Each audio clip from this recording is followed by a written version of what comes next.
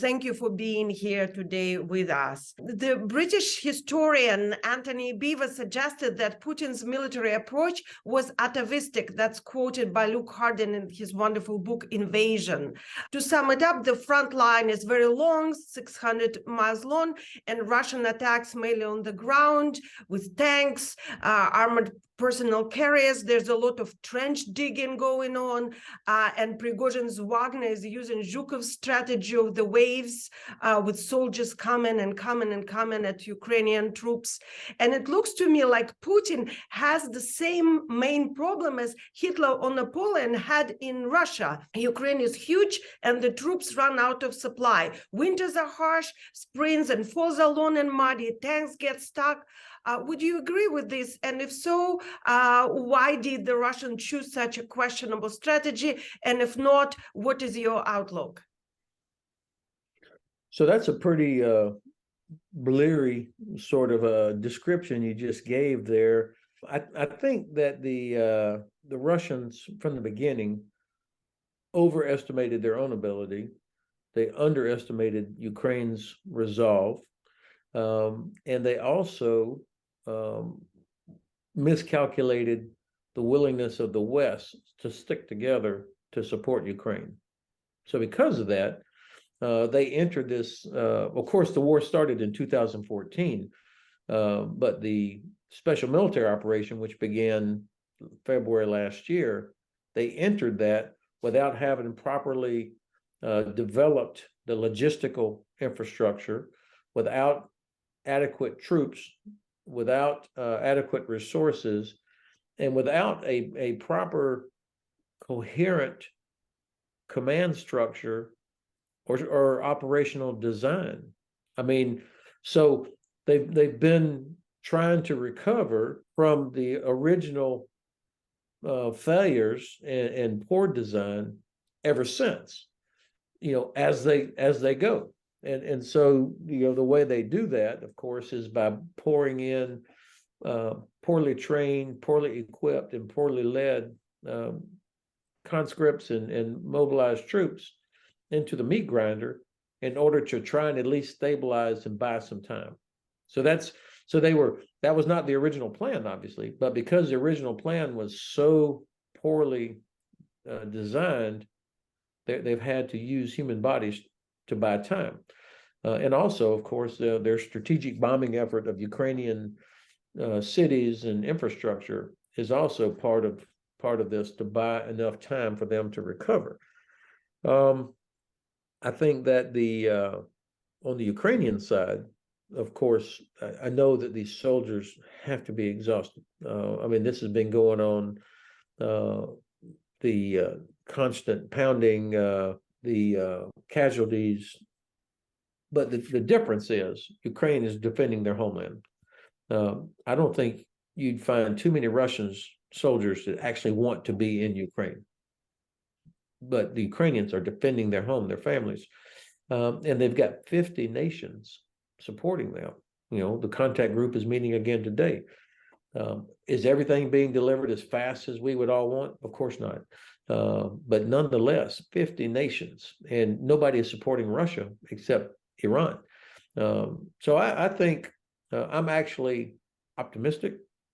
I think if we stick together, if the West sticks together, we could see Crimea, the decisive part of this campaign, being liberated this year. With overwhelming amount of Russian soldiers, 320,000 reportedly already in Ukraine, and 150,000 reportedly at training sites, and another wave of mobilization being expected. Ukrainians need tanks and long-range weapons to counterattack. And with all the latest development, do you think Ukraine is getting enough weapons? And can Ukraine afford a tactical retreat in Donbass? First, I've been impressed with the Ukrainian General Staff. They have been disciplined. They have demonstrated a real understanding and professional ability in what we call operational art, the design of a campaign. They understand their adversary. They understand their own capabilities.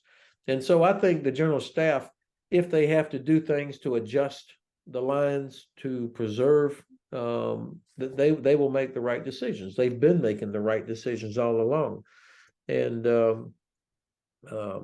I have a lot of confidence in what they are trying to do.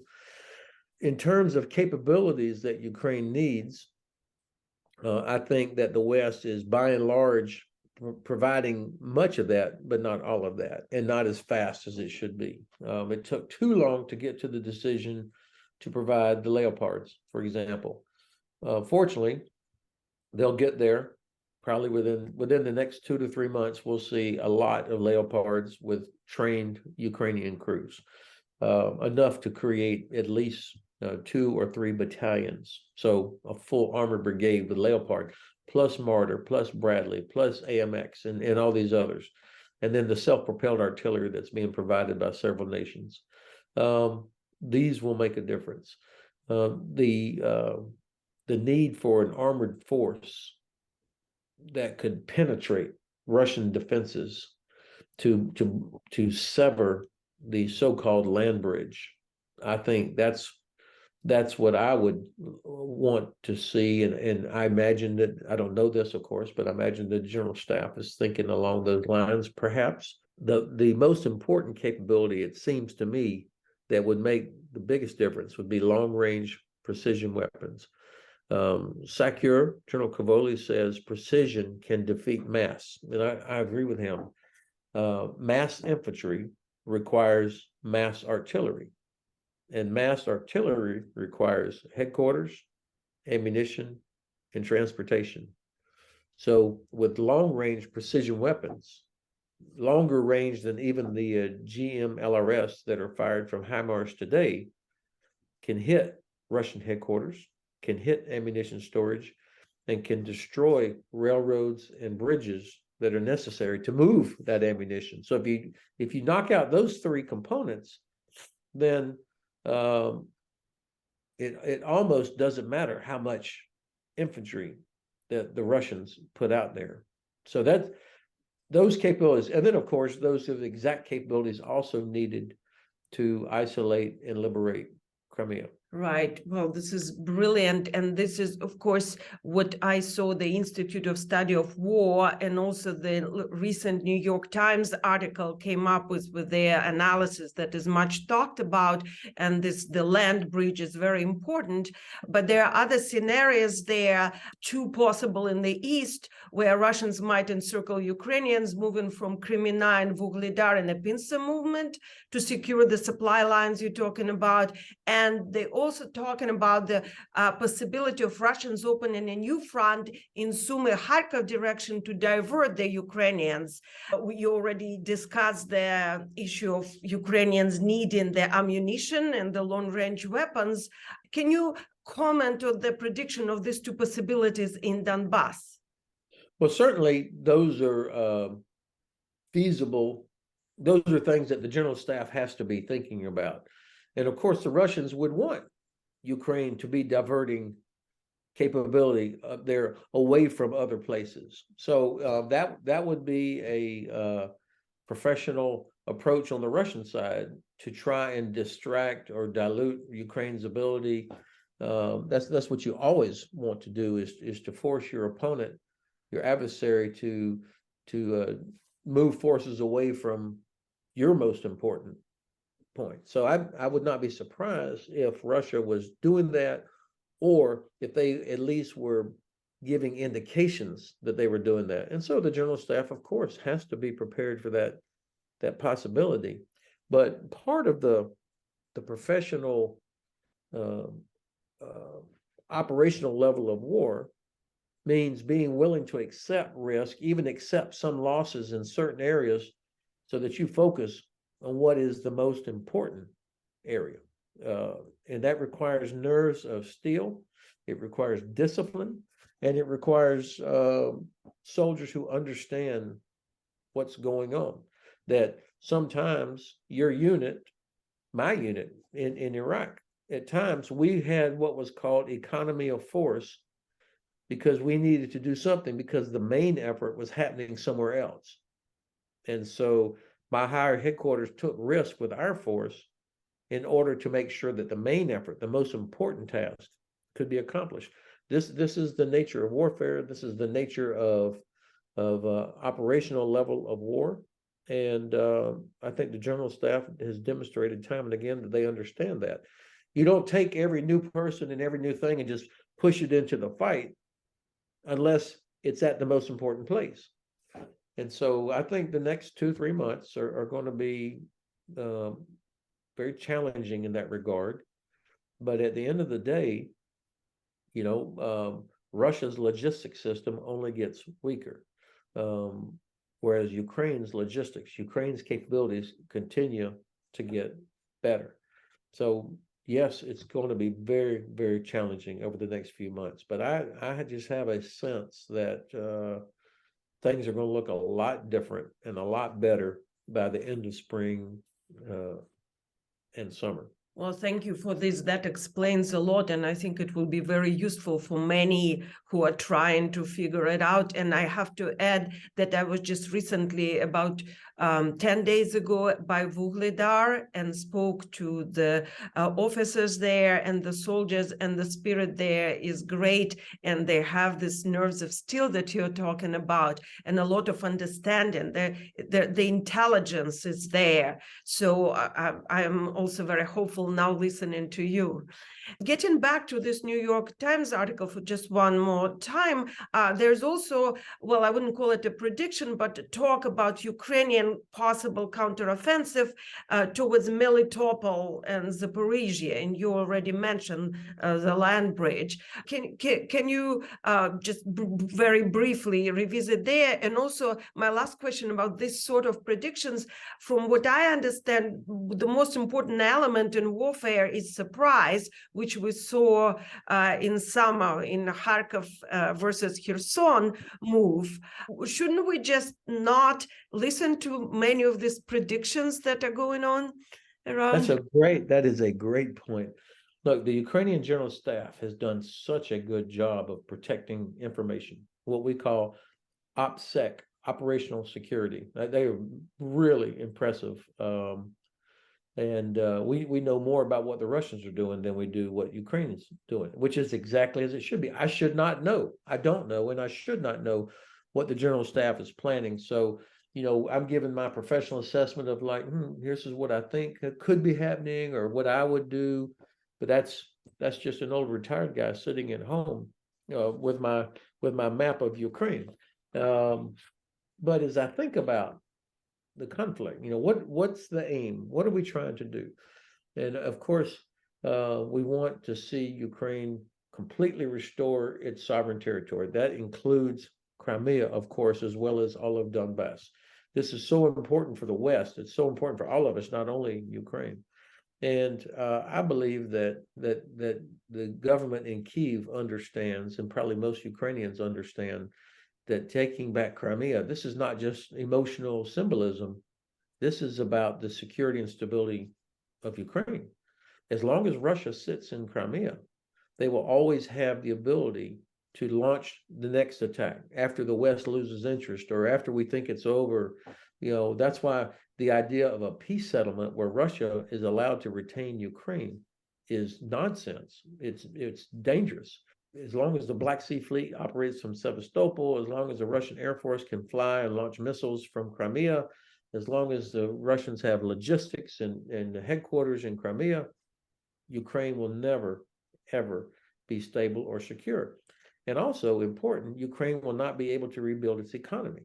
Russia will continue to block access up the Azov Sea. Even if Mariupol and Berdyansk were liberated, they would never be able to regain their status as an important seaport while Russia controls access to Azov Sea. And of course, even today, there's over 100 ships loaded with grain sitting in Odesa that can't leave until a Russian has, inspected and checked it off. So that's only possible because the Navy sits there in Sevastopol. So the idea of somehow giving in to Crimea, remaining in Russian control, I think to me is very dangerous. And that's why the liberation of Crimea is more important than the liberation of Donbass. That will follow. Get Crimea, then the other stuff will follow. Because when you get Crimea, things will be happening in Moscow that will completely change. And I don't know what those are, but it won't be good for the current regime. And so the willingness of people to continue fighting in Donbass will be greatly reduced because Kadyrov and Prigozhin and these people will be fighting each other for control.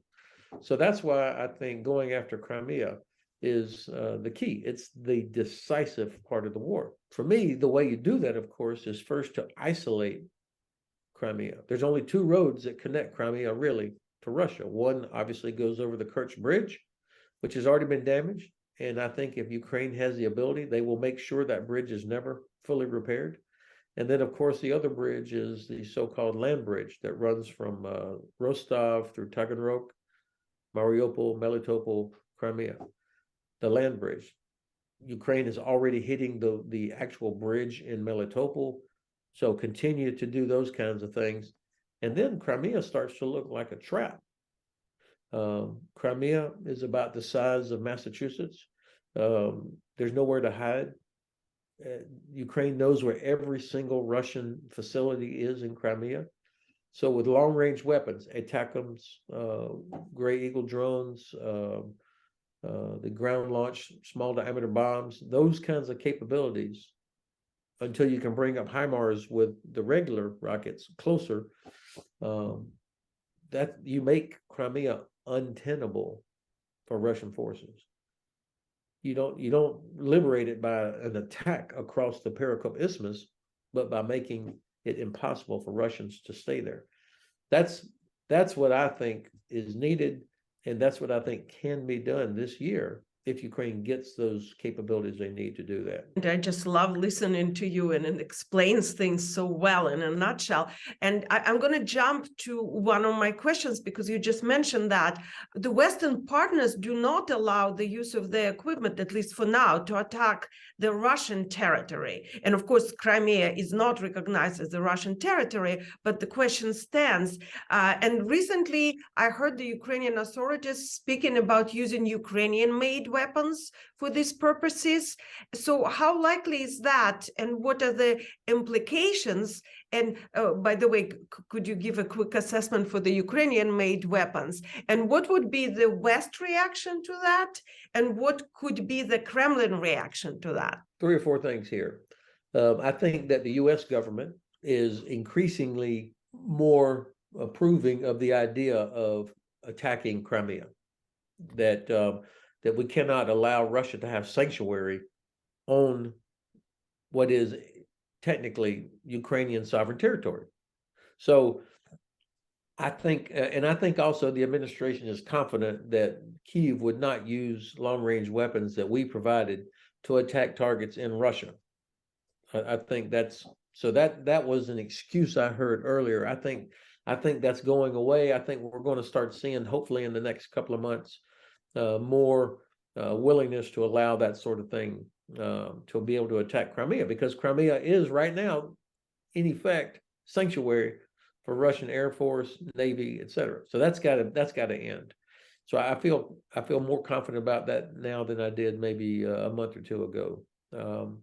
Secondly, what do the Russians do about this? People say, oh my God, Crimea, this is like, Holy Land for Russia. Bullshit. That it's a red line, that it's a red line for Putin. Yeah, of course he'll be humiliated, but that's not going to generate a nuclear response, because I think it's almost zero chance that Russia uses a nuclear weapon.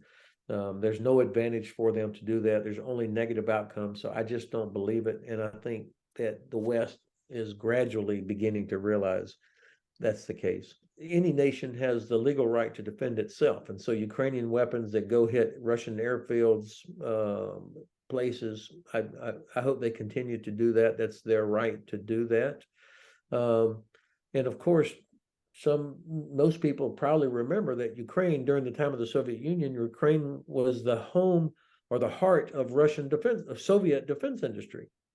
And so you've got this residual knowledge and expertise of engineering. So I'm not surprised that Ukraine has developed anti-ship missiles, long-range drones, capabilities to be able to strike deep into Russia as well as Crimea. I must say, though, that I'm disappointed that Ukraine has been slow in kickstarting its own defense industry to produce more ammunition, more weapons. Of course, it's difficult, but you know, during the Second World War, the UK, while being bombed, grew its defense capability dramatically. The United States went from almost zero to being the arsenal of democracy very quickly. Germany, you know, I live here in Frankfurt, and Frankfurt was bombed to pieces, but German war production, even during all the bombardment, actually increased, even though we were specifically targeting aircraft and other manufacturing capabilities. They still figured out how to increase production. They just couldn't replace the pilots they were losing. So Ukraine, I haven't seen or felt the burst of energy to produce ammunition, rockets, the things that Ukraine needs. And now we have to be honest. And no American loves Ukraine more than I do. But Ukraine wasted 8 years. I mean, what was happening between 2014 and 2022? Why did we not produce more armored vehicles, air defense weapons, ammunition? Instead, I can remember 3 or 4 large ammunition storage places were destroyed by sabotage.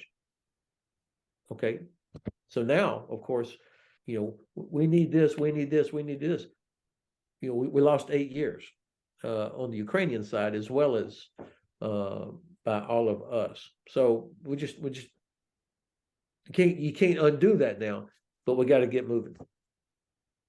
All right, I had a question about that. I actually just read recently in the Telegraph that the British defense companies plan to produce their weapons in Ukraine under license, and some industry officials already traveled to Ukraine to establish joint ventures, and then allegedly there are other European countries that are interested. My question was, just from the top of my head, how about the safety issues for such productions? Would not they be a clear target for Russian missile strikes? Well, everything inside Ukraine is a target, of course. So, but I mean, we're at war. You are at war. So, of course, you know, factories, production, weapons, all these things will be targets. The question is, will Russia be able to do that? And of course, if a company from the UK or somewhere else comes in and wants to establish production capabilities, it would have to be done in a place, in a way that it could not all be destroyed, you know, with one strike. Thank you so much, Ben, for your support, for your knowledge, for your brilliance. Have a great day today. Thank you. I look forward to talking to you again. Yeah, thank you so much. Be safe. Slava Ukraini. Heroям слава.